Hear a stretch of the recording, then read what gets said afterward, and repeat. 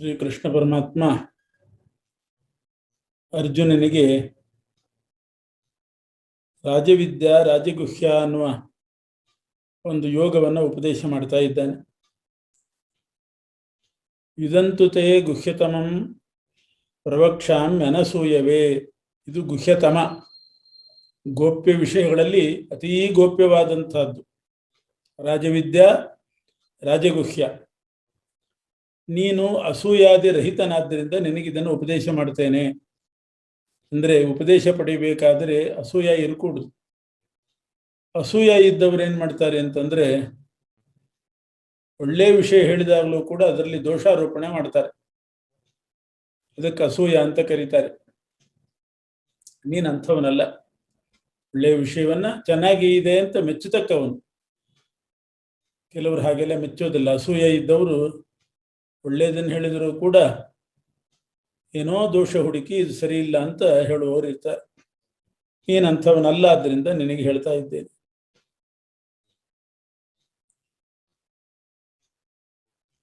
ಯಜ್ಞಾತ್ವ ಮೋಕ್ಷ ವಿಜ್ಞಾನಂ ವಿಜ್ಞಾನ ಸಹಿತಂ. ಇದರಲ್ಲಿ ತಿಳಿಬೇಕಾದ್ದನ್ನ, ವಿಶೇಷವಾಗಿ ತಿಳಿಬೇಕಾದ್ದನ್ನ ಎರಡನ್ನೂ ಹೇಳ್ತೇನೆ. ಸಾಮಾನ್ಯವಾಗಿ ತಿಳಿಬೇಕಾದದ್ದು ಕೆಲವು ವಿಷಯ, ವಿಶೇಷವಾಗಿ ತಿಳಿಬೇಕಾದದ್ದು ಕೆಲವು ವಿಷಯ, ಎರಡನ್ನೂ ಹೇಳ್ತೇನೆ. ಅದನ್ನು ತಿಳ್ಕೊಂಡು ನೀನು ಮೋಕ್ಷಕ್ಕೆ ಹೋಗ್ಬೋದು. ರಾಜವಿದ್ಯಾ ರಾಜಗುಹ್ಯಂ ಪವಿತ್ರಮಿದಮುತ್ತಮಂ.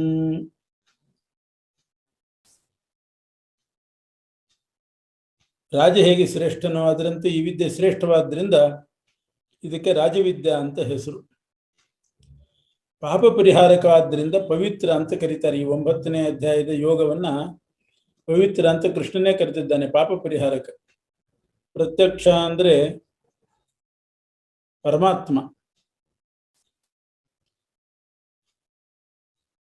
ಸರ್ವೇಂದ್ರಿಯ ಪ್ರೇರಕನಾಗಿರ್ತಕ್ಕಂಥ ಪರಮಾತ್ಮನನ್ನ ಪ್ರತ್ಯಕ್ಷವಾಗಿ ತಿಳಿಸಿಕೊಳ್ಳಲಿಕ್ಕೆ ಸಾಧನವಾಗಿದೆ ಈ 9ನೇ ಅಧ್ಯಾಯ. ಧರ್ಮ್ಯ ಅಂತಂದ್ರೆ ಧಾರಕನಾದ, ಜಗದ್ಧಾರಕನಾದ ಪರಮಾತ್ಮನಿಗೆ ಪ್ರೀತಿಗೆ ಸಾಧನವಾಗಿದೆ. ಇದನ್ನು ತಿಳ್ಕೊಳ್ಳಿಕ್ಕೆ ಅಷ್ಟೇನು ಆಯಾಸ ಪಡಬೇಕಾಗಿಲ್ಲ. ಯಾರಿಗೆ ಇದರಲ್ಲಿ ಶ್ರದ್ಧೆ ಇರೋದಿಲ್ಲ ಅಂಥವ್ರು ಮಾತ್ರ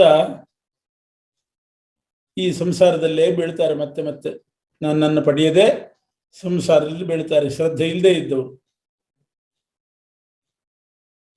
ಅಂತಿಷ್ಟು ಹೇಳಿ, ಅದೇನದು ರಾಜವಿದ್ಯಾ ರಾಜಗುಹ್ಯ ಆ ತತ್ವವನ್ನು ಉಪದೇಶ ಮಾಡ್ತಾನೆ. ಅರ್ಜುನ, ನಾನು ಸಕಲ ದೇಶಗಳಲ್ಲಿ ವ್ಯಾಪ್ತನಾಗಿದ್ದೇನೆ. ವೇದದಲ್ಲಿಯೂ ಈ ತತ್ವ ಬಂದಿದೆ. ನಾವು ಏನೇನು ಪ್ರಪಂಚ ನೋಡ್ತಾ ಇದ್ದೇವೆ, ನೋಡದೇ ಇದ್ದಿದ್ರು ಏನೇನು ಕೇಳಿದ್ದೇವೆ, ಅಂಥ ಎಲ್ಲ ಪ್ರಪಂಚದ ಒಳಗೆ ಹೊರಗೆ ಪರಮಾತ್ಮ ವ್ಯಾಪಿಸಿದ್ದಾನೆ ಅಂತ ವೇದ ಹೇಳ್ತದೆ. ಅದನ್ನೇ ಇಲ್ಲಿ ಹೇಳಿದ್ದಾನೆ. ಮಯಾ ತತಮಿದಂ ವಿಶ್ವಂ. ಜಗತ್, ಇಡೀ ಪ್ರಪಂಚದಲ್ಲಿ ನಾನು ವ್ಯಾಪಿಸಿದ್ದೇನೆ, ನಾನಿಲ್ಲದ ಜಾಗವೇ ಇಲ್ಲ. ಹಾಗಾದ್ರೆ ಯಾಕೆ ಕಾಣಿಸ್ತಾ ಇಲ್ಲ ಅಂತಂದ್ರೆ, ಅವ್ಯಕ್ತ ಮೂರ್ತಿನ, ನನ್ನ ದೇಹ ಯಾರಿಗೂ ಕಾಣೋದಿಲ್ಲ. ಮೂರ್ತಿ ಅಂದ್ರೆ ದೇಹ, ಅವ್ಯಕ್ತವಾದ ದೇಹದಿಂದ, ಗೋಚರವಾಗದ ದೇಹದಿಂದ ನಾನು ಸರ್ವತ್ರ ವ್ಯಾಪ್ತನಾಗಿದ್ದೇನೆ. ಮತ್ಸ್ಥಾನಿ ಸರ್ವಭೂತಾನಿ, ಎಲ್ಲ ಪ್ರಾಣಿಗಳು ನನ್ನನ್ನು ಆಶ್ರಯಿಸಿದ್ದಾವೆ. ನಚಾಹಂ ತೇಷು ಅವಸ್ಥಿತಃ, ನಾನು ಯಾರನ್ನು ಆಶ್ರಯಿಸಿಲ್ಲ, ನನಗೆ ಯಾರ ಹಂಗೂ ಇಲ್ಲ. ಎಲ್ರಿಗೂ ನಾನು ಬೇಕು, ನನ್ನನ್ನು ತೊರೆದು ಯಾರೂ ಬದುಕಲಿಕ್ಕೆ ಸಾಧ್ಯ ಇಲ್ಲ. ಆದರೆ ನನಗೆ ಯಾರ ಹಂಗೂ ಇಲ್ಲ. ಎಲ್ಲ ವಸ್ತುಗಳಲ್ಲಿ ನೀನಿದ್ದಾಗ ಆ ವಸ್ತುಗಳಲ್ಲಿರ್ತಕ್ಕಂಥ ಗುಣಧರ್ಮಗಳು ನಿನಗೆ ಅಂಟಬೇಕಲ್ಲ. ಕೆಂಡದ ಮೇಲೆ ಪಾತ್ರೆ ಇಟ್ಟರೆ ಕೆಂಡದಲ್ಲಿರುವ ಉಷ್ಣತ್ವ ಪಾತ್ರೆಗೆ ಬರ್ತದೆ, ಪಾತ್ರೆಯಲ್ಲಿರ್ತಕ್ಕಂಥ ಉಷ್ಣತ್ವ ನೀರಿಗೆ ಬರ್ತದೆ. ಪಾತ್ರೆ ಸುಡ್ತದೆ, ಕೈ ಸುಡ್ತದೆ, ನೀರು ಸುಡ್ತದೆ. ಹಾಗೆ ಎಲ್ಲ ಕಡೆ ನೀನಿದ್ರೆ ಅಲ್ಲಿರ್ತಕ್ಕಂಥ ದೋಷಗಳು ಗುಣಗಳು ಎಲ್ಲ ನಿನಗೆ ಅಂಟಬೇಕಲ್ಲ.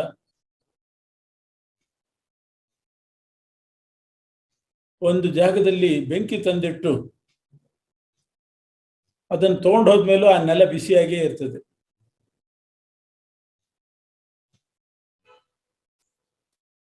ಹೂವನ್ನ ಒಂದು ಬಟ್ಟೆಯಲ್ಲಿ ಕಟ್ಟಿ ಆ ಹೂ ತೆಗೆದರೂ ಕೂಡ ಬಟ್ಟೆ ಸುವಾಸನೆಯಾಗೇ ಇರ್ತದೆ, ಸುಗಂಧ ಭರಿತವಾಗೇ ಇರ್ತದೆ. ಯಾಕೆ? ಹೂವಿನಲ್ಲಿರೋ ಸುಗಂಧ ಬಟ್ಟೆಗೆ ಬಂತು. ಹಾಗೆ ಜಗತ್ತಿನಲ್ಲಿ ನೀನು ವ್ಯಾಪಿಸಿದ್ರೆ, ನಿನ್ನಲ್ಲಿ ಎಲ್ಲಾ ಜಗತ್ತನ್ನ ಇಟ್ಕೊಂಡಿದ್ರೆ, ಎಲ್ಲಾ ಜಗತ್ತಿನಲ್ಲಿ ನೀನಿದ್ರೆ, ಆ ಜಗತ್ತಿನ ಗುಣಧರ್ಮಗಳೆಲ್ಲ ನಿನಗೆ ಸೋಂಕಬೇಕು. ಅದ್ಯಾಕೆ ನಿನಗೆ ಅಂಟೋದಿಲ್ಲ ಅಂತ ಕೇಳಿದ್ರೆ, ನನ್ನ ಶಕ್ತಿ ಅಂಥದ್ದು, ಲೋಕ ವಿಲಕ್ಷಣವಾದಂತಹ ವಿಚಿತ್ರ ಶಕ್ತಿ ನನಗಿದೆ. ಎಲ್ಲ ಕಡೆ ಇರ್ತೇನೆ, ಯಾವುದರ ಗುಣಧರ್ಮ ಅಂಟಿಸ್ಕೊಳ್ಳೋದಿಲ್ಲ, ಅದರ ಸಂಕ್ರಮಣ ನನಗಾಗೋದಿಲ್ಲ. ಇದೇ ನನ್ನ ವೈಶಿಷ್ಟ್ಯ. ನಾನು ನನ್ನ ದೇಹ ಒಂದೇ, ನನಗೆ ಪ್ರತ್ಯೇಕ ದೇಹ ಅಂತಿಲ್ಲ. ಬೇರೆಯವರಿಗೆಲ್ಲ ಜೀವನಿಗೊಂದು ಪ್ರತ್ಯೇಕ ಭೌತಿಕ ದೇಹ, ನನಗಾಗಲ್ಲ. ನಾನೇ ದೇಹ, ಪ್ರತ್ಯೇಕ ವಿಷಯ, ನನಗಿಂತ ಭಿನ್ನವಾದ ದೇಹ ಇಲ್ಲ. ಆದ್ದರಿಂದ ನನಗೆ ಏನು ಲಕ್ಷಣ ಅದೆಲ್ಲ ನನ್ನ ದೇಹಕ್ಕೂ ಇದೆ. ನಂದು ಜಡ ದೇಹ ಅಲ್ಲ, ಚೇತನ ಸ್ವರೂಪ ದೇಹ. ಅದರಿಂದ ನಾನು ಕಾಣೋದಿಲ್ಲ ಅಂತಾದರೆ ನನ್ನ ದೇಹನೂ ಕಾಣೋದಿಲ್ಲ, ಅಷ್ಟೇ. ದೇಹ ಸಹಿತವಾಗಿ ನಾನು ಎಲ್ಲ ಕಡೆ ವ್ಯಾಪ್ತನಾದರೂ ನಾನೂ ಕಾಣೋದಿಲ್ಲ, ನನ್ನ ದೇಹನೂ ಕಾಣೋದಿಲ್ಲ. ಯಾಕೆ? ನಾನು ನನ್ನ ದೇಹ ಒಂದೇ. ಬೇರೆಯವ್ರಿಗೆ ಹಾಗಲ್ಲ, ಜೀವ ಕಾಣೋದಿಲ್ಲ, ದೇಹ ಕಾಣ್ತದೆ. ಜೀವ ಬೇರೆ, ದೇಹ ಬೇರೆ. ಜೀವ ಕಾಣೋದಿಲ್ಲ, ದೇಹ ಕಾಣ್ತದೆ.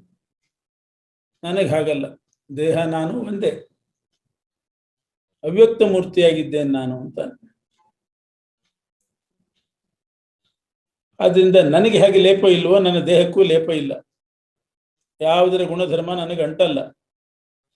ಆಕಾಶದಲ್ಲಿ ನಾನು ಸೃಷ್ಟಿ ಮಾಡಿದ ವಾಯುವನ್ನೇ ನೋಡಿ, ಆಕಾಶದಲ್ಲಿ ಎಲ್ಲ ಕಡೆ ವಾಯು ಸಂಚಾರ ಮಾಡುತ್ತದೆ. ಆದರೂ ವಾಯು ನಿರ್ಲಿಪ್ತ, ಅದಕ್ಕೆ ಲೇಪ ಆಗುವುದಿಲ್ಲ. ಮೈಲಿಗೆ ಅವರ ಮೇಲೆ ಹಾದು ಆ ಗಾಳಿ ಮಡಿಯಲ್ಲಿರ್ತಕ್ಕಂಥ ನಮ್ಮ ಮೇಲೆ ಬರ್ತದೆ, ಬೀಸ್ತದೆ. ಮೊದಲು ಆ ಕಡೆಯಿಂದ ಮೈಲಿಗೆಯವರ ಮೇಲೆ ಬೀಸಿ ಆಮೇಲೆ ಈ ಕಡೆ ಮಡಿಯವರ ಮೇಲೆ ಬರ್ತದೆ. ಆವಾಗ ಗಾಳಿ ಮೈಲಿಗೆ ಆಯ್ತಾ? ಮೈಲಿಗೆಯವ್ರನ್ನ ಮುಟ್ಟಿದ ಕೂಡಲೇ ಗಾಳಿ ಮೈಲಿಗೆ ಆಯ್ತಾ? ಆ ಗಾಳಿ ನಮಗ್ ಬಡಿದ್ರೆ ನಾವು ಮೈಲಿಗೆ ಆಗ್ತೀವ? ಆಗೋದಿಲ್ಲ. ಅದೇ ಒಬ್ಬ ಮಡಿಯಲ್ಲಿರೋ ವ್ಯಕ್ತಿ ಮೈಲಿಗೆಯವನನ್ನ ಮುಟ್ಟಿದ್ರೆ ಅವನು ಮೈಲಿಗೆ ಆದ, ನಮ್ಮನ್ನು ಮುಟ್ಟಿದ್ರೆ ನಾವು ಮೈಲಿಗೆ. ಗಾಳಿ ಮಾತ್ರ ಮೈಲಿಗೆ ಆಗೋದೇ ಇಲ್ಲ. ಮೈಲಿಗೆ ವಸ್ತುಗಳ ಮೇಲೂ ಬರ್ತದೆ, ಮಡಿ ವಸ್ತುಗಳ ಮೇಲೂ ಬರ್ತದೆ, ಆದ್ರೆ ವಾಯು ನಿರ್ಲಿಪ್ತ. ಗಾಳಿಗೆ ಇಂಥ ಶಕ್ತಿ ಇದೆ, ನಿರ್ಲಿಪ್ತತೆ. ನಾನು ನಿರ್ಲಿಪ್ತನಾಗಿದ್ದೇನೆ. ಇದನ್ನೇ ಜಗನ್ನಾಥದಾಸರು ಹೇಳ್ತಾರೆ, ಬಹಿರಂತರದಿ ವ್ಯಾಪ್ತ ನಿರ್ಲಿಪ್ತ ಅಂತಾರೆ. ಬಹಿರಂತರದಿ ವ್ಯಾಪ್ತ, ಆದರೆ ನಿರ್ಲಿಪ್ತ. ಇದು ಒಂದು ನನ್ನ ಮಹಿಮೆ. ಇನ್ನು ಇದುವರೆಗೆ ವ್ಯಾಪ್ತತ್ವ ಅನ್ನೋ ಮಹಿಮೆಯನ್ನು ವಿವರಿಸಿದ್ದಾಯ್ತು. ಅಂದ್ರೆ ವ್ಯಾಪ್ತನಾಗಿದ್ದಾನೆ. ಇನ್ನು ಜಗತ್ತನ್ನು ಸೃಷ್ಟಿ ಮಾಡ್ತಾನೆ, ಸಂಹಾರ ಮಾಡ್ತಾನೆ. ಸೃಷ್ಟಿಕರ್ತೃತ್ವ, ಸಂಹಾರ ಕರ್ತೃತ್ವ, ಆ ಮಹಿಮೆಯನ್ನು ತಿಳಿಸ್ತಾ ಇದ್ದಾನೆ. ಎಲ್ಲ ಜಗತ್ತನ್ನು ಸೃಷ್ಟಿ ಮಾಡಿದವನು ನಾನು, ಕಲ್ಪದ ಆದಿಯಲ್ಲಿ. ಕಲ್ಪದ ಅಂತ್ಯದಲ್ಲಿ ಸಂಹಾರ ಮಾಡುವವನು ನಾನೇ. ಇದು ಹಿಂದಿನ ಅಧ್ಯಾಯಗಳಲ್ಲಿ ಬಂದಿದೆ. ಪರಮಾತ್ಮ ಸೃಷ್ಟಿಕರ್ತ, ಸಂಹಾರಕರ್ತ ಅಂತ ಹಿಂದಿನ ಅಧ್ಯಾಯದಲ್ಲಿ ಬಂದಿದೆ. ಮತ್ತೆ ಪುನಃ ಇಲ್ಲಿ ಯಾಕೆ ಹೇಳ್ತಾನೆ ಅಂತಂದ್ರೆ, ಒಂದು ನಿಯಮ ಇದೆ. ಸಿದ್ಧೇ ಸತಿ ಆರಂಭ ನಿಯಮಾರ್ಥ ಅಂತ. ಒಂದೇ ವಿಷಯವನ್ನ ಎರಡೆರಡು ಸಲ ಹೇಳಿದ್ರೆ ಆವಾಗ ಅದಕ್ಕೊಂದು ಹೊಸ ಅರ್ಥ ಬರ್ತದೆ. ಪರಮಾತ್ಮ ಗುಣಪೂರ್ಣ ಅಂತ ಒಂದ್ಸಲ ಹೇಳಿದ ಮೇಲೆ ಸಿದ್ಧ ಆಯ್ತು. ಮತ್ತೊಂದ್ಸಲ ಹೇಳಿದ್ರೆ ಅವನೊಬ್ಬನೇ ಗುಣಪೂರ್ಣ, ಇನ್ಯಾರೂ ಇಲ್ಲ, ಈ ರೀತಿ ಅರ್ಥ ಸಿಗ್ತದೆ. ಅವನು ಗುಣಪೂರ್ಣ ಆಗೇ ಇದ್ದಾನೆ ಎಂದು ಅವನ ಗುಣ ಹೋಗೋದಿಲ್ಲ, ಇವೆಲ್ಲ ಸಿದ್ಧ ಆಗ್ತದೆ ಎರಡೆರಡು ಸಲ ಹೇಳಿದರೆ. ಲೋಕದಲ್ಲಿಯೂ ಕೂಡ ಎರಡೆರಡು ಸಲ ಹೇಳೋದುಂಟು. ಆಮಂತ್ರಣ ಕೊಟ್ರೆ ಬನ್ನಿ ಅಂತಾರೆ, ಇನ್ನೊಂದ್ಸಲ ಬರಬೇಕು, ಖಂಡಿತ ಬರಬೇಕು ಅಂತ ಎರಡೆರಡು ಸಲ ಹೇಳ್ತಾರೆ. ಅಂದ್ರೇನು? ಬರಲೇಬೇಕು ಅಂತ ಅರ್ಥ.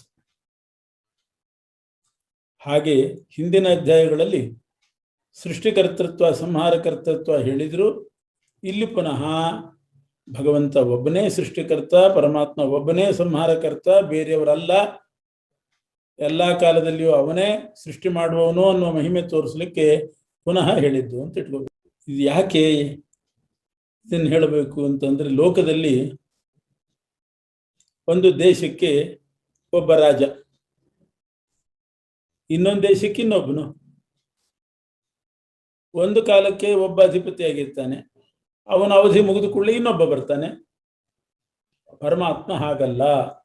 ಎಲ್ಲ ದೇಶದಲ್ಲಿಯೂ ಎಲ್ಲ ಕಾಲದಲ್ಲಿಯೂ ಅವನೊಬ್ಬನೇ ಎಲ್ರಿಗೂ ಸೃಷ್ಟಿಕರ್ತ ಸಂಹಾರಕರ್ತ. ಇದನ್ನು ತಿಳಿಸ್ಬೇಕು. ಮತ್ತೊಬ್ಬರು ಬರೋರಲ್ಲ. ಎಷ್ಟು ಸರ್ವದೇಶೇಶು ಕಾಲೇಶು ಸ ಏಕಃ ಪರಮೇಶ್ವರ. ಎಲ್ಲ ದೇಶಗಳಲ್ಲಿ ಎಲ್ಲ ಕಾಲದಲ್ಲಿ ಅವನೊಬ್ಬನೇ ಅಂತ ತಿಳಿಸ್ಲಿಕ್ಕೆ ಪದೇ ಪದೇ 2 ಸಲ ಹೇಳಿದ್ದಾರೆ. ಹಿಂದಿನ ಅಧ್ಯಾಯದಲ್ಲೂ ಹೇಳಿದ್ರು, ಈ ಅಧ್ಯಾಯದಲ್ಲೂ ಹೇಳಿದ್ದಾರೆ.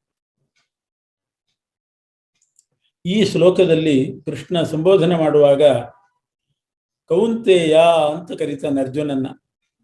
ಕುಂತಿ ಪುತ್ರನಾದ ಅರ್ಜುನನೇ ನಾನೇ ಸೃಷ್ಟಿಕರ್ತ, ನಾನೇ ಸಂಹಾರಕರ್ತ ಅಂತ ಹೇಳಿದ್ದಾನೆ. ಅಲ್ಲಿ ಕೌಂತೆಯ ಅಂತ ಸಂಬೋಧನೆ ಮಾಡಿದ್ರಿಂದ ಏನ್ ಗೊತ್ತಾಗ್ತದೆ ಅಂದ್ರೆ, ಅರ್ಜುನ ಒಂದು ವೇಳೆ ಹೇಳಬಹುದು ನೀನು ಸೃಷ್ಟಿಕರ್ತ, ನೀನು ಕರ್ತ ಅನ್ನೋದು ನಮ್ಗೆ ಯಾರಿಗೂ ಕಾಣಿಸೋದಿಲ್ಲ, ನಾವು ನೋಡಿಲ್ಲ ಈ ಮಹಿಮೆಯನ್ನ, ಹೇಗೆ ನಂಬೋದು ಅಂತ ಪ್ರಶ್ನೆ ಮಾಡಬಹುದು. ಅದಕ್ಕೆ ಸೃಷ್ಟಿಕರ್ತೃತ್ವ ಸಂಹಾರಕರ್ತೃತ್ವ ನೋಡ್ಲಿಕ್ಕೆ ಆಗೋದಿಲ್ಲ. ಅದು ಈಗ ನೀನು ಕುಂತಿ ಪುತ್ರ ಅಂದ್ರೆ ನಿನ್ನನ್ನು ಹುಟ್ಟಿಸಿದವಳು ಕುಂತಿ, ಅದು ನೀನು ನೋಡಿದ್ದೀಯಾ? ನಿನ್ನನ್ನು ಹುಟ್ಟಿಸಿದವಳು ಕುಂತಿ ಅನ್ನೋದನ್ನ ನೀನು ನೋಡಿದ್ದೀಯಾ? ಇಲ್ಲ, ಯಾರೋ ಹೇಳಿದ್ರು, ಗೊತ್ತಾಯ್ತು ನಿನಗೆ. ಹಾಗೆ ಪರಮಾತ್ಮ ಸೃಷ್ಟಿಕರ್ತ ಅನ್ನೋದನ್ನ ನಾವು ನೋಡದೇ ಇದ್ರೂ ವೇದದಿಂದ ತಿಳ್ಕೊಳ್ಬೇಕು. ನೀನು ಕುಂತಿ ಪುತ್ರ ಅನ್ನೋದನ್ನ ಹಾಗೆ ಇನ್ನೊಬ್ಬರ ಮಾತಿನಿಂದ ತಿಳ್ಕೊಳ್ತೀಯೋ, ಇವನ ಅಣ್ಣ ನೀನು, ಭೀಮನ ತಮ್ಮ, ಅದು ಹೇಗೆ ಗೊತ್ತಾಯ್ತು? ಇನ್ನೊಬ್ರು ಹೇಳ್ತಾರೆ. ಅದರಿಂದ ತಿಳ್ಕೊಂಡಂತೆ ಇಲ್ಲಿಯೂ ಕೂಡ ವೇದಾದಿಗಳಿಂದ ತಿಳ್ಕೊಳ್ಬೇಕು. ಪ್ರತ್ಯಕ್ಷವಾಗೇ ಎಲ್ಲ ಕಾಣಬೇಕು ಅಂತ ನಿಯಮ ಇಲ್ಲ. ಆಪ್ತೋಪದೇಶ ಅಂತಾರೆ. ಆಪ್ತರು ಹೇಳಿದಾಗ ಆ ಉಪದೇಶದಿಂದ ಎಷ್ಟೋ ವಸ್ತುಗಳು ಸಿದ್ಧ ಆಗ್ತದೆ. ಅದರಂತೆ ಇದು ಕೂಡ ಸಿದ್ಧ ಆಗ್ತದೆ. ಅದರಿಂದ ಪ್ರಳಯ ಕಾಲದಲ್ಲಿ ಎಲ್ಲ ಜೀವರು ನನ್ನಲ್ಲಿ ಬಂದು ಲಯ ಹೊಂತಾರೆ. ಕಲ್ಪದ ಆದಿಯಲ್ಲಿ ಪ್ರಕೃತಿಯನ್ನ ನಿಮಿತ್ತವಾಗಿಟ್ಟುಕೊಂಡು ನಾನೇ ಸೃಷ್ಟಿ ಮಾಡ್ತೀನಿ. ಪ್ರಕೃತಿಯನ್ನ ಯಾಕೆ ಇಟ್ಟುಕೊಂಡು ಸೃಷ್ಟಿ ಮಾಡ್ತೀನಿ? ಪ್ರಕೃತಿ ಮೂಲಕವಾಗಿ ಅಂತಂದ್ರೆ ಆ ಪ್ರಕೃತಿ ನನ್ನ ಅಧೀನವೇ. ಅದರಿಂದ ನಾನೇ ಮಾಡಿದ ಹಾಗೆ ಲೆಕ್ಕ. ನನ್ನ ಅಧೀನವಾದಂಥ ಪ್ರಕೃತಿಯನ್ನೇ ನಾನು ಲೀಲಾರ್ಥವಾಗಿ ಮಧ್ಯದಲ್ಲಿಟ್ಟುಕೊಂಡು ಲಕ್ಷ್ಮೀದೇವಿಯ ಮೂಲಕ, ಪ್ರಕೃತಿಯ ಮೂಲಕ ಸೃಷ್ಟಿ ಮಾಡ್ತೇನೆ. ಹಾಗಾದ್ರೆ ಸೃಷ್ಟಿ ಮಾಡ್ತಿದ್ದಿ, ಸಂಹಾರ ಮಾಡ್ತಿದ್ದಿ ಅಂತಂದ ಮೇಲೆ ಪಾಪ ಬರ್ತದೆ. ಸಂಹಾರ ಮಾಡಿದ್ರಿಂದ ಪಾಪ ಬರ್ತದೋ ಇಲ್ಲೋ ನಿನಗೆ? ಮತ್ತು ಸೃಷ್ಟಿಯಲ್ಲಿ ಒಂದೊಂದು ಥರ ಇದೆ. ಒಬ್ಬರು ಸುಖಿಗಳಾಗಿದ್ದಾರೆ, ಒಬ್ಬರು ದುಃಖಿಗಳಾಗಿದ್ದಾರೆ, ವ್ಯತ್ಯಾಸ ಇದೆ. ಇಂಥ ಸೃಷ್ಟಿ ಮಾಡಿದ್ರಿಂದ, ಸಂಹಾರನೂ ಮಾಡೋದ್ರಿಂದ ನಿನಗೆ ಪಾಪ ಸಂಪರ್ಕ ಆಗೋದಿಲ್ವೇ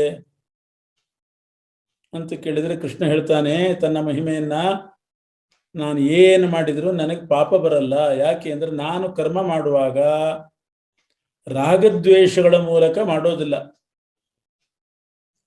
ರಾಗದ್ವೇಷಗಳನ್ನು ಇಟ್ಟುಕೊಂಡು ಕರ್ಮ ಮಾಡಿದರೆ ಆವಾಗ ಅದು ಪಾಪ ಪುಣ್ಯಗಳ ಸಂಬಂಧಕ್ಕೆ ಕಾರಣ ಆಗ್ತದೆ. ಒಬ್ಬ ನ್ಯಾಯಾಧೀಶ ಮರಣದಂಡನೆ ಕೊಟ್ರೆ ಅವನಿಗೆ ಕೊಲೆಗಾರ ಅನ್ನುವಂಥ ಪಾಪ ಬರ್ತದೇನು? ಇಲ್ಲ. ಯಾಕೆಂದ್ರೆ ಅವನಿಗೆ ರಾಗದ್ವೇಷ ಇಲ್ಲ, ನ್ಯಾಯ ನೋಡಿ ಕೊಡುವವನು. ಗಂಗಾ ನದಿಗೆ ಸ್ನಾನಕ್ಕೆ ಹೋಗ್ತೇವೆ, ಮೊದಲು ತುಳಿಯೋದು ನಾವು ಗಂಗೆಯನ್ನೇ. ಗಂಗೆಯನ್ನು ತುಳಿಯದೆ, ಅದರಲ್ಲಿ ಕಾಲಿಡದೆ ಗಂಗೆಯಲ್ಲಿ ಸ್ನಾನ ಮಾಡ್ಲಿಕ್ಕೆ ಬರ್ತದ?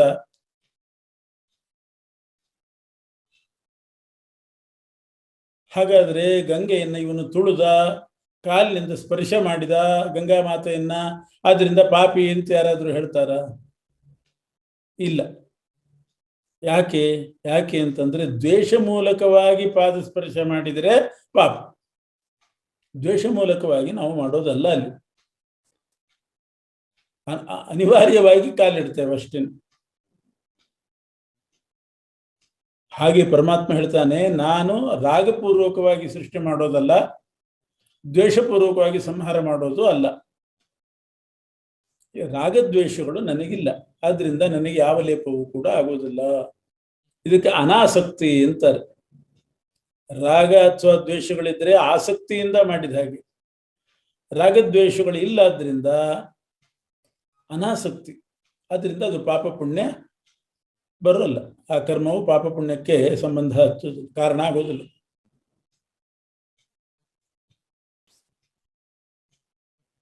ಮಗು ತಂದೆ ಮೇಲೆ ತುಳಿತದೆ, ತಂದೆ ಮೇಲೆ ಕೂಡ್ತದೆ, ರಾಗದ್ವೇಷ ಪ್ರಶ್ನೆನೇ ಇಲ್ಲ ಅಲ್ಲಿ. ಇನ್ನು ಪ್ರಕೃತಿಯನ್ನಿಟ್ಟುಕೊಂಡು ನಾನು ಜಗತ್ ಸೃಷ್ಟಿ ಮಾಡಿದರೂ ಕೂಡ ಆ ಪ್ರಕೃತಿಯೇ ಮುಖ್ಯ ಅಲ್ಲ, ನಾನೇ ಮುಖ್ಯ. ಆ ಪ್ರಕೃತಿ ನನ್ನ ಅಧೀನ ಅಷ್ಟೇ, ನನ್ನ ಅಧೀನವಾಗಿ ಅದು ಇದೆ, ಅದರಿಂದ ಅದರ ಮೂಲಕ ಮಾಡಿಸ್ತೇನೆ. ಮುಖ್ಯ ಕಾರಣ ನಾನೇ. ಇಷ್ಟು ಮಹಿಮೆ ನನಗಿದ್ರೂ ಕೂಡ ಅವಜಾನಂತೆ ಮಾಮೂಢ ಮಾನುಷೀಂ ತನುಮಾಶ್ರಿತಂ, ಈ ನನ್ನ ಮಹಿಮೆಯನ್ನು ತಿಳಿಯದೇನೆ ಮೂರ್ಖರು ನನ್ನನ್ನು ತಿರಸ್ಕಾರ ಮಾಡ್ತಾರೆ. ಮಹಿಮೆಯನ್ನ ತಿಳಿಯದೇ ಇದ್ದದ್ರಿಂದ ತಿರಸ್ಕಾರ ಮಾಡ್ತಾರೆ. ಯಾಕೆ? ಅವ್ರು ಯಾಕೆ ತಿಳಿಲಿಲ್ಲ? ನಾನು ಮನುಷ್ಯರಂತೆ ಕಾಣಿಸ್ಕೊತಾ ಇದ್ದೀನಿ. ಮಾನುಷೀಂ ತನುಮಾಶ್ರಿತಂ, ಬೇರೆ ಮನುಷ್ಯರ ಹಾಗೆ ಇದ್ದಾನೆ ಕೃಷ್ಣ. ಆದ್ರಿಂದ ಇವನು ನಮ್ಮಂತೆ ಒಬ್ಬ ಮನುಷ್ಯ ಅಂತ ತಿಳ್ಕೊಳ್ತಾರೆ, ಮಹಿಮೆ ತಿಳ್ಕೊಳ್ಳೋದಿಲ್ಲ. ಸೃಷ್ಟಿಕರ್ತ, ಸಂಹಾರಕರ್ತ, ಪ್ರಕೃತಿಯೋ ಲಕ್ಷ್ಮೀ ದೇವಿಯೋ ಇವನ ಅಧೀನ, ಅವನಿಗೆ ರಾಗದ್ವೇಷಗಳಿಲ್ಲ, ಇದ್ಯಾವುದೂ ಗೊತ್ತಾಗೋದಿಲ್ಲ. ತಮ್ಮಂತೆ ನೋಡ್ತಾರೆ ಕೃಷ್ಣನ್, ಆದ್ರಿಂದ ತಿರಸ್ಕಾರ ಮಾಡ್ತಾರೆ. ಮನುಷ್ಯ ದೇಹದಲ್ಲಿ ನಾನಿದ್ದದ್ರಿಂದ ಹೀಗೆ ಯಾಕಿದ್ದಿ? ಮತ್ತೆ ಮನುಷ್ಯ ದೇಹ ಬಿಟ್ಟು ನಿನ್ನ ಈಶ್ವರ ರೂಪ ಭವ್ಯ ರೂಪದಿಂದಲೇ ಇರಬಹುದಿತ್ತಲ್ಲ. ನಾನು ನನ್ನ ಭವ್ಯ ರೂಪ ಏನಾದರೂ ಧರಿಸಿ ನಾನು ಅವತಾರ ಮಾಡಿದ್ರೆ ಯಾರೂ ನನ್ನ ಹತ್ರನೇ ಬರ್ತಿದ್ದಿಲ್ಲ, ಎಲ್ಲ ಹೆದರಿ ಓಡಿ ಹೋಗ್ತಿದ್ರು. ಅವರಿಗೆ ನಾನು ಹೇಗೆ ಶಿಕ್ಷಣ ಕೊಡೋದು? ನರಸಿಂಹ ರೂಪ ನೋಡಿ ಎಲ್ಲರೂ ಓಡಿ ಹೋದ್ರೋ ಇಲ್ಲೋ?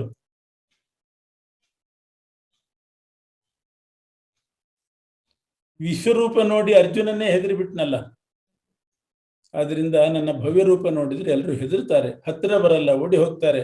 ಆದ್ರಿಂದ ನಾನು ಅವರೊಂದಿಗೆ ಬೆರೆತು ಸಾಧಾರಣ ಮನುಷ್ಯನಾಗಿದ್ದುಕೊಂಡು ಅವರಿಗೆ ಬೋಧನೆ ಮಾಡಬೇಕು, ಶಿಕ್ಷಣ ಕೊಡಬೇಕು. ಅದಕ್ಕೋಸ್ಕರ ಈಗ ತಾಯಿ ಅವಳಿಗೆ ಸಾಮರ್ಥ್ಯ ಇದೆ, ನನಗೆ ಸಾಮರ್ಥ್ಯ ಇದೆ ಅಂತ ಸರ ನಡ್ಕೊಂಡು ಅವಳು ಹೋಗ್ಬಿಟ್ರೆ ಸ್ಕೂಲಿಗೆ ಮಗು ಹೇಗೆ ಹೋಗ್ಬೇಕು?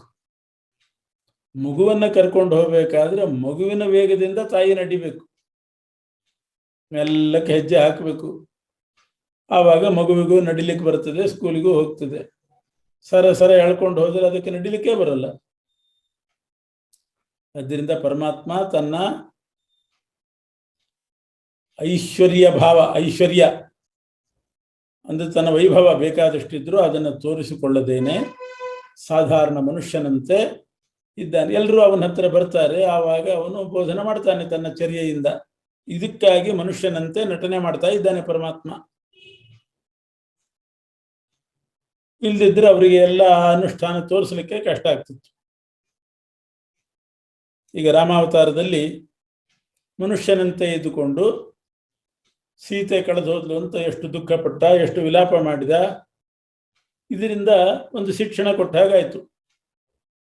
ಅತಿ ವ್ಯಾಮೋಹ ದುಃಖಕ್ಕೆ ಕಾರಣ, ಶೋಕಕ್ಕೆ ಕಾರಣ. ಅದರಿಂದ ಅತಿಯಾದ ವ್ಯಾಮೋಹ ಯಾರಲ್ಲೂ ಮಾಡಬಾರದು ಅನ್ನುವಂಥ ಶಿಕ್ಷಣ ಕೊಡಬೇಕಾಯ್ತು. ಅದಕ್ಕೆ ರಾಮ ಮನುಷ್ಯನಂತೆ ಅವತಾರ ಮಾಡಿದ. ಮರ್ತ್ಯಾವತಾರಸ್ತ್ಯ ಮರ್ತ್ಯ ಶಿಕ್ಷಣಂ. ಆದರೆ ಇದೆಲ್ಲ ತತ್ವ ಗೊತ್ತಿಲ್ಲದೇನೆ ಅಯೋಗ್ಯರು ನನ್ನನ್ನ ಮನುಷ್ಯ ಅಂತ ತಿಳ್ಕೊಂಡು ತಿರಸ್ಕಾರ ಮಾಡ್ತಾರೆ. ಅವರಿಗೆ ತಿಳಿಯದೇ ಇರುವಂತೆ ಮಾಡೋದು ನಾನೇ. ಮತ್ತೆ ಅದು ಹೇಳ್ತಾನೆ ಕೃಷ್ಣ, ನನ್ನ ಬಗ್ಗೆ ಸರಿಯಾದ ತಿಳುವಳಿಕೆ ಇಲ್ಲದ ಹಾಗೆ ಮಾಡೋನು ನಾನೇ, ನನ್ನನ್ನು ಅವರು ತಿರಸ್ಕಾರ ಮಾಡುವಂತೆ ಮಾಡೋದು ನಾನೇ. ಯಾಕೆ ಹಾಗೆ ಮಾಡ್ತೀನಿ ಅಂತಂದ್ರೆ ಅವರ ಯೋಗ್ಯತೆ ಅನ್ನೋದು ಅಂಥದ್ದಿರ್ತದೆ. ಅವರು ಮೋಕ್ಷ ಹೊಂದಲಿಕ್ಕೆ ಯೋಗ್ಯರಾಗಿರೋದಿಲ್ಲ. ಆಗ ಅವರಿಗೆ ನನ್ನ ಬಗ್ಗೆ ಅಜ್ಞಾನವನ್ನು ನಾನೇ ಕೊಟ್ಟು ಅವರು ನನ್ನನ್ನು ನಿಂದೆ ಮಾಡುವಂತೆ ನಾನೇ ಮಾಡಿ ನಾನೇ ಬಯಸ್ಕೊಂಡು ಅವರಿಗೆ ಯೋಗ್ಯತಾನುಸಾರ ನರಕಕ್ಕೆ ಹಾಕಬೇಕು. ಯಾರು ಮೋಕ್ಷಕ್ಕೆ ಯೋಗ್ಯರಾಗಿರ್ತಾರೆ ಅಂಥವರಿಗೆ ನಾನು ಮನುಷ್ಯನಂತೆ ನಟನೆ ಮಾಡ್ತಿದ್ದೇನೆ ಅನ್ನೋ ಅಜ್ಞಾನವನ್ನು ಕೊಟ್ಟು ಅವರನ್ನು ಮೋಕ್ಷಕ್ಕೆ ಕಳಿಸ್ತೇನೆ. ನನ್ನನ್ನು ತಿರಸ್ಕಾರ ಮಾಡದೇ ಇರೋ ಹಾಗೆ ಮಾಡಿ ಮೋಕ್ಷಕ್ಕೆ ಕಳಿಸ್ತೇನೆ. ಯಾಕೆ ಅಂದರೆ ಅಯೋಗ್ಯರು ರಾಕ್ಷಸ ಪ್ರಕೃತಿಯವರು, ಆಸುರ ಪ್ರಕೃತಿಯವರು. ಆದ್ದರಿಂದ ಅವರಿಗೆ ಮೋಕ್ಷ ಆಗಬಾರದು. ಮಹಾತ್ಮಾನಸ್ತು ಮಾಂ ಪಾರ್ಥ ದೈವೀಂ ಪ್ರಕೃತಿ ಆಶ್ರಿತ. ಪುಣ್ಯವಂತರು ಮಹಾತ್ಮರು ದೈವ ಪ್ರಕೃತಿಯವರು. ಅವರು ಭಕ್ತಿಯಿಂದ ಉಪಾಸನೆ ಮಾಡ್ತಕ್ಕಂಥವ್ರು. ಅವರಿಗೆ ನಾನು ಅದೇ ರೀತಿ ಮಾಡ್ತೇನೆ. ಅಸುರ ಸ್ವಭಾವದವರಿಗೆ ಜ್ಞಾನ ಬರದೇ ಇರೋ ಹಾಗೆ ಮಾಡ್ತೇನೆ ನಾನು. ಅದಕ್ಕೊಂದು ದೃಷ್ಟಾಂತ ಇದೆ ಅಂತಾನೆ ಕೃಷ್ಣ. ವಿರೋಚನ ಅಂತ ಒಬ್ಬ ದೈತ್ಯ. ದೇವೇಂದ್ರ ಅವನು ದೇವತೆಗಳ ಅಧಿಪತಿ. ಒಂದ್ಸಲ ದೇವೇಂದ್ರ ಚತುರ್ಮುಖ ಬ್ರಹ್ಮದೇವರ ಹತ್ರ ಉಪದೇಶ ಪಡೀಲಿಕ್ಕೆ ಬಂದ. ನಾನು ಉಪದೇಶ ಪಡಿತೇನೆ ಅಂತ ದೈತ್ಯರ ಕಡೆಯಿಂದ ವಿರೋಚನನು ಬಂದ. ಇಬ್ರೂ ಬಂದು ಗುರುಕುಲವಾಸ ಮಾಡಿ ಉಪದೇಶ ಮಾಡ್ರಿ ಅಂತ ಬಂದರು. ಏನ್ ಮಾಡಿದ್ರು ಚತುರ್ಮುಖ ಬ್ರಹ್ಮದೇವರು? ಇಂದ್ರನಿಗೆ ಜ್ಞಾನ ಬರಬೇಕು, ದೈತ್ಯನಾದಂಥ ವಿರೋಚನಿಗೆ ಜ್ಞಾನ ಬರಕೂಡ್ದು. ಆದರೆ ಒಬ್ಬೊಬ್ಬರಿಗೆ ಒಂದೊಂದು ಉಪದೇಶ ಮಾಡೋದು ಸರಿ ಹೋಗುದಿಲ್ಲ. ಇಬ್ರು ಎದುರುಗಡೆ ಕೂತಿದ್ದಾರೆ. ಅದಕ್ಕೆ ಬ್ರಹ್ಮದೇವರೇನು ಹೇಳಿದರು ಅಂತಂದ್ರೆ, ಕಣ್ಣಿನಲ್ಲಿ ಯಾವ ಪುರುಷ ಕಾಣಿಸ್ತಾನೋ ಅವನೇ ಪರಬ್ರಹ್ಮ ಅಂತ ಅಂದ್ಬಿಟ್ರು. ಕಣ್ಣಿನಲ್ಲಿ ಕಾಣಿಸುವವನೇ ಪರಬ್ರಹ್ಮ ಅಂದ್ರು. ಇಂದ್ರ ತಿಳ್ಕೊಂಡ ಕಣ್ಣಿನಲ್ಲಿದ್ದು ಕಣ್ಣಿಗೆ ನಿಯಾಮಕನಾಗಿರ್ತಕ್ಕಂಥವನು, ಕಣ್ಣಿಗೆ ನೋಡುವ ಶಕ್ತಿ ಕೊಡ್ತಕ್ಕವನು, ಕಣ್ಣು ನಿರ್ಲಿಪ್ತ, ಅದಕ್ಕೇನಾದ್ರೂ ಹಾಕಿದ್ರೆ ಲೇಪ ಆಗೋದಿಲ್ಲ, ಜಾರಿ ಹೋಗ್ತದೆ, ನೀರು ತುಪ್ಪ ಇದೆಲ್ಲ. ಇಂಥ ನಿರ್ಲಿಪ್ತತೆಯನ್ನು ಕೊಡ್ತಕ್ಕಂಥವನು ಪರಮಾತ್ಮ ಅಂತ ಇಂದ್ರ ಅರ್ಥ ಮಾಡಿಕೊಂಡ. ಇದೇ ವಾಕ್ಯಕ್ಕೆ ವಿರೋಚನ ಅರ್ಥ ಮಾಡಿಕೊಂಡ, ಕಣ್ಣಲ್ಲಿ ಯಾರಿರ್ತಾನೋ ಅವನೇ ಪರಬ್ರಹ್ಮ ಅಂತ ಚತುರ್ಮುಖ ಬ್ರಹ್ಮದೇವರು ಹೇಳಿದ್ದಾರೆ. ಕಣ್ಣಲ್ಲಿ ಯಾರಿದ್ದಾರೆ ನೋಡೋಣ ಅಂತ ಪರೀಕ್ಷೆ ಮಾಡಿದ. ಯಾರ ಮುಂದೆ ನಿಂತುಕೊಂಡು ಅವರ ಕಣ್ಣು ಪರೀಕ್ಷೆ ಮಾಡಿದ. ತಿಟ್ಟಿಸಿ ನೋಡಿದ, ತನ್ನ ಪ್ರತಿಬಿಂಬನೇ ಕಾಣಿಸ್ತು ಕಣ್ಣಲ್ಲಿ. ಇನ್ನೊಬ್ಬರ ಕಣ್ಣಿನ ಮುಂದೆ ನಾವು ನಿಂತುಕೊಂಡು ನೋಡಿದಾಗ ನಮ್ದೇ ಪ್ರತಿಬಿಂಬ ಕಾಣಿಸ್ತದೆ. ವಿರೋಚನ ಯಾರ ಮುಂದೆ ನಿಂತು ಅವರ ಕಣ್ಣಿನಲ್ಲಿ ನೋಡಿದ, ಕಣ್ಣಲ್ಲಿ ಯಾರಿದ್ದಾರೆ ತಾನೇ ಕಂಡ, ನಾನೇ ಬ್ರಹ್ಮ ಅಂತ ತಿಳ್ಕೊಂಡ್ಬಿಟ್ಟು. ಕಣ್ಣಿನಲ್ಲಿ ಯಾರಿದ್ದಾನೋ ಅವನು ಪರಬ್ರಹ್ಮ ಅನ್ನೋದಕ್ಕೆ ಇಂದ್ರ ತಿಳ್ಕೊಂಡ. ಯಾರು ನಿಯಾಮಕನಾಗಿದ್ದಾನೋ, ಯಾರು ಕಣ್ಣಿಗೆ ಶಕ್ತಿಪ್ರದನಾಗಿದ್ದಾನೋ ಅವನು ಪರಬ್ರಹ್ಮ ಅಂತ ಇಂದ್ರ ಅರ್ಥ ಮಾಡಿಕೊಂಡ. ಬೇಕು ಅಂತಲೇ ಬ್ರಹ್ಮದೇವರು ಹಾಗೆ ಹೇಳಿದರು. ಅಂದ್ರೆ ಬ್ರಹ್ಮದೇವರ ಒಳಗೆ ನಿಂತುಕೊಂಡು ನಾನೇ ನುಡಿಸಿದ್ದ ಹಾಗೆ.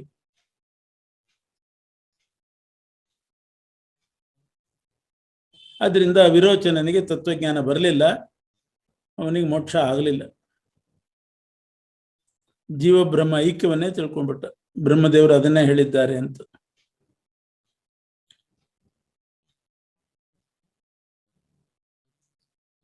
ಇಷ್ಟೇ ಹೊರತು ನಾನೇ ಅವರಿಗೆ ಈ ರೀತಿ ಎಲ್ಲ ಉಪದೇಶ ಮಾಡಿ ಎರಡೆರಡು ಅರ್ಥದ ಮಾತುಗಳನ್ನು ಹೇಳಿ ಮೋಹಗೊಳಿಸಿ ಅವರು ನನ್ನ ನಿಂದೆ ಮಾಡೋ ಹಾಗೆ ಮಾಡ್ತೀನಿ.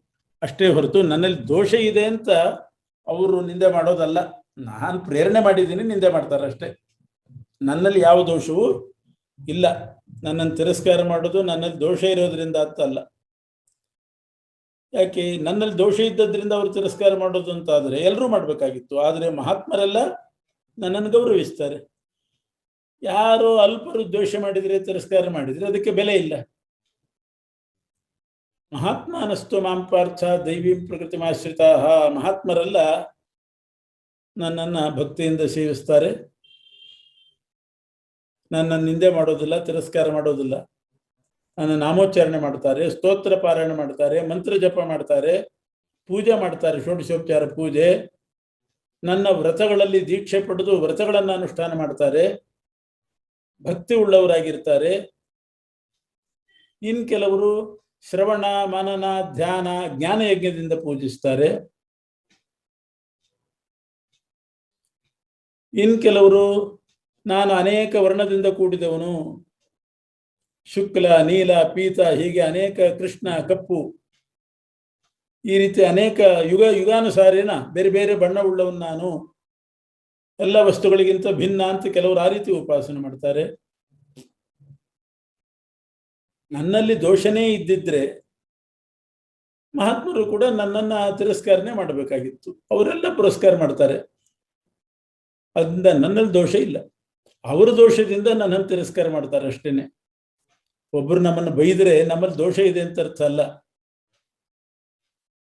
ಮಹಾತ್ಮರು ಹೊಗಳುವಾಗ ಅಲ್ಪರು ಬೈದ್ರೆ ಅವರಲ್ಲಿ ದೋಷ ಇದೆ, ಬೈದಿದ್ದಾರೆ ಅಷ್ಟೇ, ತಿರಸ್ಕಾರ ಮಾಡಿದ್ದಾರೆ, ಅದಕ್ಕೆ ಬೆಲೆ ಇಲ್ಲ. ಇಷ್ಟೆಲ್ಲ ಹೇಳಿ ಇದು ಜ್ಞಾನ. ಇನ್ನು ವಿಜ್ಞಾನ ಹೇಳ್ತೇನೆ ಅಂತ ಕೃಷ್ಣ ವಿಜ್ಞಾನವನ್ನು ಉಪದೇಶ ಮಾಡಲಿಕ್ಕೆ ಪ್ರಾರಂಭಿಸಿದ್ದಾನೆ.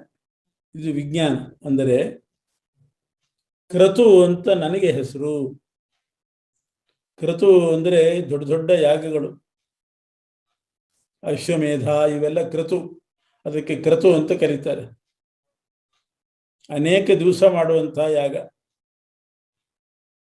ಆ ಯಾಗಕ್ಕೆ ನಿಯಾಮಕನೂ ನಾನೇ, ಆ ಕ್ರತುಗಳಿಗೆ ನಾನೇ ನಿಯಾಮಕನಾದ್ರಿಂದ ನನಗೆ ಕ್ರತು ಅಂತ ಹೆಸರು.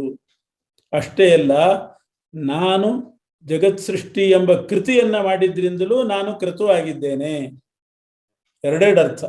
ಕ್ರತುಗಳಿಗೆ ನಿಯಾಮಕನೂ ಹೌದು, ಜಗತ್ ಸೃಷ್ಟಿ ಎಂಬ ಕೃತಿಯನ್ನ ಮಾಡಿದವನು ಹೌದು. ಕರ್ಮ, ಕೃತಿ ಅಂದ್ರೆ ಇಲ್ಲಿ ಕರ್ಮ, ಆದ್ರಿಂದ ಕ್ರತು ಅಂತ ನನಗೆ ಹೆಸರು. ನನಗೆ ಯಜ್ಞ ಅಂತ ಹೆಸರಿದೆ.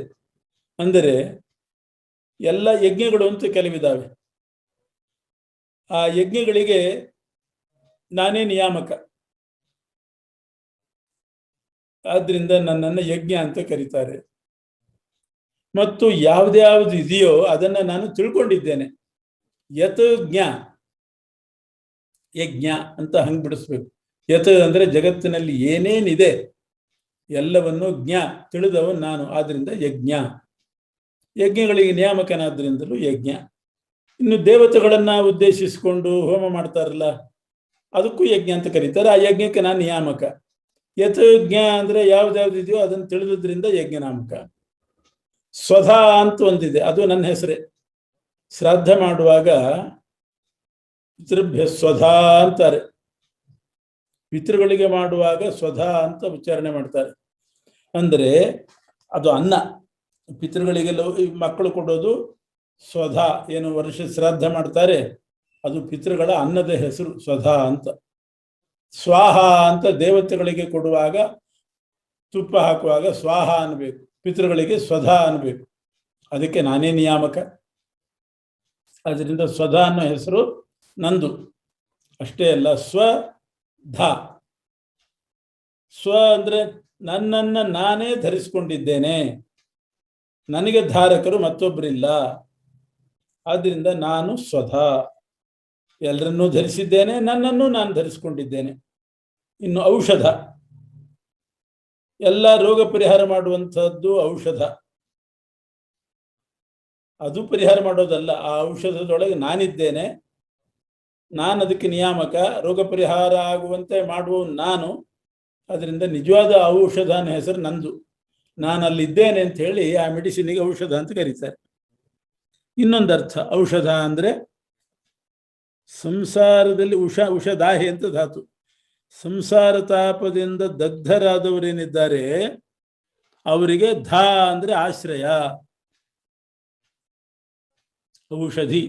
ಔಷ ಅಂದ್ರೆ ಸಂಸಾರ ದಾಹಕ್ಕೊಳಗಾದವರು, ಅವರಿಗೆ ಧೀ ಅಂದ್ರೆ ಆಶ್ರಯ ನಾನು. ಔಷಧಿ ಒಳಗಿರೋದ್ರಿಂದಲೂ ಔಷಧಿ.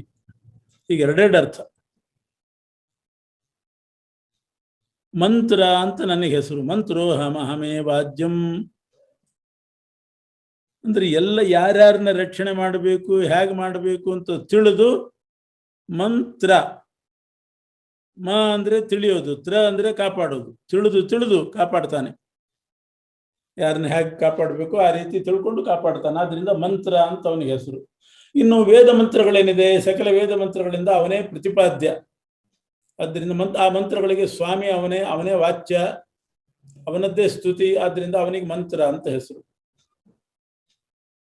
ಆಜ್ಯ ಆಜ್ಯ ಅಂದ್ರೆ ತುಪ್ಪ. ಹೋಮದಲ್ಲಿ ಹಾಕುವ ತುಪ್ಪ ಅವನ ಅಧೀನ. ತುಪ್ಪಕ್ಕೆ ನಾನೇ ನಿಯಾಮಕ, ತುಪ್ಪದಲ್ಲಿರುವವನು ನಾನೇ. ಆದ್ರಿಂದ ನನಗೆ ಆಜ್ಯ ಅಂತ ಹೆಸರು. ಇನ್ನೊಂದರ್ಥ, ಎಲ್ಲರಿಗಿಂತ ಜ ಅಂದ್ರೆ ಜ್ಯೇಷ್ಠ, ಆ ಎಲ್ಲರಿಗಿಂತಲೂ ಜ ಅಂದ್ರೆ ಜ್ಯೇಷ್ಠ. ಆದ್ರಿಂದ ನಾನು ಆಜ್ಯ. ಅಗ್ನಿ, ಅಗ ನಿ, ಸ್ವತಃ ಪ್ರವೃತ್ತಿ ಇಲ್ಲದೆ ಇರುವಂತಹ ಜಗತ್ತಿಗೆ ನೀ ಅಂದ್ರೆ ನಿಯಾಮಕ, ಅದನ್ನು ಪ್ರವೃತ್ತಿ ಮಾಡಿಸುವನು. ಆದ್ರಿಂದ ನಾನು ಅಗ್ನಿ. ಮತ್ತು ಅಗ್ನಿಯಲ್ಲಿ ಅಗ್ನಿ ನಾಮಕನಾಗಿದ್ದೇನೆ. ಹೋಮದ್ರವ್ಯಗಳಿಗೂ ನಾನೇ ನಿಯಾಮಕ. ಆದ್ರಿಂದ ನನಗೆ ಹೋಮ ಅಂತ ಹೆಸರು, ಹುತ ಅಂತ ಹೆಸರು. ಯಾಕೆ? ಹೋಮದಲ್ಲಿ ಏನು ದ್ರವ್ಯ ಹಾಕ್ತಾರೆ ಅದಕ್ಕೆ ನಾನು ನಿಯಾಮಕ. ಇದೆಲ್ಲ ತಿಳ್ಕೊಂಡೇ ಯಜ್ಞ ಮಾಡಬೇಕು. ಮತ್ತು ಇನ್ನೊಂದು ಅರ್ಥ ಹುತ ಅಂತಂದ್ರೆ ಆ ಪರಮಾತ್ಮನನ್ನ ಕರೆದೇ ಯಜ್ಞ ಮಾಡೋದು. ಪ್ರತಿಯೊಂದು ಯಜ್ಞದಲ್ಲಿಯೂ ಪರಮಾತ್ಮ ಆಹೂತನಾಗ್ತಾನೆ. ಆಹೂತನಾಗುವ ಪ್ರಯುಕ್ತ ಹುತ ಅಂತ ಅವನಿಗೆ ಹೆಸರು ಬಂದಿದೆ. ಹೀಗೆ ಆಚಾರ್ಯರು ಎರಡೆರಡು ಅರ್ಥಗಳನ್ನು ಹೇಳಿ ಈ ಶಬ್ದಗಳನ್ನೆಲ್ಲ ಪರಮಾತ್ಮನಲ್ಲಿ ಸಮನ್ವಯ ಮಾಡ್ತಾರೆ. ಒಟ್ಟು ಎಲ್ಲವೂ ಅವನ ಅಧೀನ ಮತ್ತು ಬೇರೆ ಬೇರೆ ಅರ್ಥದಲ್ಲಿ ಸ್ವಧಾ, ಆಜ್ಯ, ಔಷಧಿ ಹೀಗಾಗಿದ್ದಾನೆ. ಅನೇಕ ಗುಣಗಳನ್ನು ಹೇಳಿದ್ದಾರೆ. ಇದೇ ಮಹಿಮೆ. ಮತ್ತು ಇಡೀ ಜಗತ್ತಿಗೆ ನಾನೇ ತಂದೆ, ತಾಯಿ, ಪೋಷಕ, ಪೂಜ್ಯ. ತಿಳ್ಕೊಳ್ಬೇಕಾದವನು, ಎಲ್ಲರೂ ತಿಳ್ಕೊಳ್ಬೇಕಾದವನು ನಾನೇ. ಪವಿತ್ರ ವಸ್ತುವು ನಾನೇ. ಬೇರೆ ಯಾವುದಾದ್ರೂ ತಿಳ್ಕೊಳ್ಬೇಕಾದಿದ್ರೆ ಅದಕ್ಕೆ ಆ ಮಹತ್ವ ಕೊಟ್ಟವನು ನಾನೇ. ಬೇರೆ ಪವಿತ್ರ ವಸ್ತುಗಳಿದ್ರೆ ಅದು ಪವಿತ್ರ ಆಗುವಂತೆ ಮಾಡಿದವನು ನಾನೇ. ಓಂ ಅಂತದನ್ನೋದಕ್ಕೆ ಪ್ರಣವ ಅಂತ ಕರೀತಾರೆ. ಓಂಕಾರ ಮಂತ್ರ ಅದೊಂದು. ಆ ಪ್ರಣವ ಮಂತ್ರದಿಂದ ಪ್ರತಿಪಾದ್ಯ ನಾನೇ. ಋಗ್ವೇದ ಪ್ರತಿಪಾದ್ಯ ನಾನೇ. ಆದ್ರಿಂದ ನನಗೆ ಋಕ್ ಅಂತ ಹೆಸರು. ಮತ್ತು ಅರ್ಚಿಸಲಿಕ್ಕೆ ಯೋಗ್ಯ, ಆದ್ರಿಂದ ಋಕ್ ಅಂದ್ರೆ ಅರ್ಚಿಸಲಿಕ್ಕೆ ಯೋಗ್ಯ. ಎಲ್ಲರೂ ನನ್ನನ್ನೇ ಅರ್ಚನೆ ಮಾಡಬೇಕು, ಅದಕ್ಕೆ ಅರ್ಹನಾಗಿದ್ದೇನೆ. ಆದ್ರಿಂದ ಋಗ್ವೇದಕ್ಕೂ ನಿಯಾಮಕ. ಸಮಾನನಾದ್ರಿಂದ ಎಲ್ರಿಗೂ ಸಮಾನವಾಗಿ ಫಲ ಕೊಡ್ತೇನೆ ಅವರವರ ಸಾಧನೆಗೆ ತಕ್ಕಂತೆ. ಆದ್ರಿಂದ ನನಗೆ ಸಾಮ ಅಂತ ಹೆಸರು. ಮತ್ತೆ ಸಾಮವೇದದಿಂದ ನನ್ನನ್ನೇ ಗಾನ ಮಾಡೋದ್ರಿಂದ ನನಗೆ ಸಾಮ ಅಂತ ಹೆಸರು. ಯಜುಸ್ ಅಂತಂದ್ರೆ ಯಜುರ್ವೇದಕ್ಕೆ ಯಜುರ್ ಅಂತಾರೆ. ಅಂದ್ರೆ ಪೂಜಿಸಲ್ಪಡೋನು ಅಂತ ಅರ್ಥ. ಯಜ್ಞದಿಂದ ಪೂಜಿಸಲ್ಪಡುವವನು ನಾನೇ. ಆದ್ರಿಂದ ಯಜುಸ್ ಅಂತ ನನಗೆ ಹೆಸರು. ಯಜುರ್ವೇದದಿಂದ ನಾನೇ ಪ್ರತಿಪಾದ್ಯ. ಸಜ್ಜನರೆಲ್ಲ ನನ್ನನ್ನೇ ಹೊಂದಬೇಕು. ಸಜ್ಜನರಿಗೆ ಗತಿ ನಾನೇ. ಗತಿ ಅಂದ್ರೆ ಹೊಂದಲ್ಪಡಬೇಕಾದವನು. ಎಲ್ಲ ಸಜ್ಜನರು ನನ್ನನ್ನೇ ಹೊಂದಬೇಕು. ಅದರಿಂದ ಅಹಮೇವ ಗತಿ, ನಾನೇ ಗತಿ ಎಲ್ರಿಗೂ.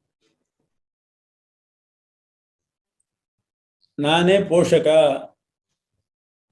ನಾನೇ ಪ್ರಭು ಮತ್ತು ಸರ್ವಜ್ಞ. ಲೋಕದಲ್ಲಿ ಎಷ್ಟೋ ಜನ ಪ್ರಭುಗಳಿದ್ದಾರೆ, ಅವ್ರಿಗೆ ಜ್ಞಾನ ಇರೋದಿಲ್ಲ. ನನಗೆ ಪ್ರಭುತ್ವನೂ ಇದೆ, ಜ್ಞಾನನೂ ಇದೆ. ಯಾರಿಗೆ ಏನು ಆಪತ್ತು ಬಂದರೂ ನನ್ನನ್ನೇ ಮೊರೆ ಹೊಕ್ಕಬೇಕು ಅಂಥ ವ್ಯಕ್ತಿತ್ವ ನನ್ನಲ್ಲಿದೆ. ಆ ಮೊರೆ ಹೊಕ್ಕವರಿಗೆ, ಶರಣಾಗತರಾದವರಿಗೆ ಆಶ್ರಯ ನಾನಾಗಿದ್ದೇನೆ. ಕೆಲವರು ಆಶ್ರಯಿಸಿದವ್ರನ್ನ ಬಿಟ್ಬಿಡ್ತಾರೆ. ಯಾಕೆ? ಅವನೇ ಆಪತ್ನಲ್ಲಿದ್ದಾನೆ, ಅವನ ಜೊತೆಗೆ ನಾವು ಸಂಬಂಧ ಇಟ್ಕೊಂಡ್ರೆ ನಮಗೇನಾಗುತ್ತೋ ಅಂತ ಬಿಟ್ಬಿಡ್ತಾರೆ, ದೂರ ಹೋಗ್ತಾರೆ. ಸಂಪತ್ತಿದ್ದಾಗ ಹತ್ತಿರ ಬರ್ತಾರೆ, ವಿಪತ್ತು ಬಂದಾಗ ದೂರ ಹೋಗ್ತಾರೆ. ನಾನು ಹಂಗಲ್ಲ. ವಿಪತ್ತಿದ್ದವರಿಗೂ ಆಶ್ರಯ ಕೊಡೋನು ನಾನೇ. ಕೆಲವರು ಪ್ರತ್ಯುಪಕಾರವನ್ನ ಅಪೇಕ್ಷೆ ಮಾಡಿ ಉಪಕಾರ ಮಾಡ್ತಾರೆ. ನಾನು ಪ್ರತ್ಯುಪಕಾರ ಅಪೇಕ್ಷೆ ನನಗಿಲ್ಲ, ಹಾಗೇ ಉಪಕಾರ ಮಾಡ್ತೇನೆ ನಾನು ಜನರಿಗೆ, ಪ್ರಜೆಗಳಿಗೆ. ನಾನು ಸೃಷ್ಟಿಕರ್ತನಾದ್ರಿಂದ ನನಗೆ ಪ್ರಭವ ಅಂತ ಹೆಸರಿದೆ. ಲಯಕರ್ತನಾದ್ರಿಂದ ನಾನೇ ಪ್ರಳಯ. ಪ್ರಭವ ಪ್ರಳಯ ಎರಡೂ ನನ್ನ ಹೆಸರೇ. ಪ್ರಭವ ಅಂದ್ರೆ ಸೃಷ್ಟಿಕರ್ತ, ಪ್ರಳಯ ಅಂದ್ರೆ ಸಂಹಾರಕರ್ತ. ಸ್ಥಾನ, ಸ್ಥಾನ ಅಂದ್ರೆ ನನ್ನನ್ನು ಬಿಟ್ಟು ಯಾರಿಗೂ ಬೇರೆ ಕಡೆ ಹೋಗ್ಲಿಕ್ಕೆ ಸಾಧ್ಯ ಇಲ್ಲ. ಎಲ್ಲಿ ಹೋದ್ರೂ ನಾನು ಅಲ್ಲಿದ್ದೇನೆ, ಮತ್ತೆ ನನ್ನ ಹತ್ರನೇ ಬಂದ ಹಾಗೆ. ಆದ್ರಿಂದ ಸ್ಥಾನ ಅಂತ ನನಗೆ ಹೆಸರು.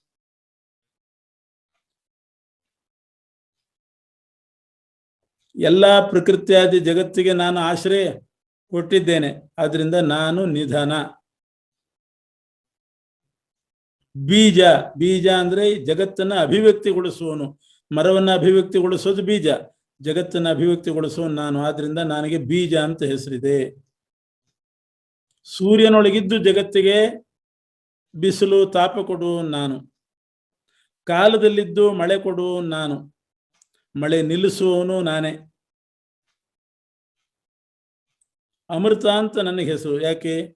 ಎಲ್ಲರ ಬದುಕಿಗೆ ಕಾರಣನಾದ್ರಿಂದ ಅಮೃತ ಶಬ್ದವಾಚ್ಯನಾಗಿದ್ದೇನೆ.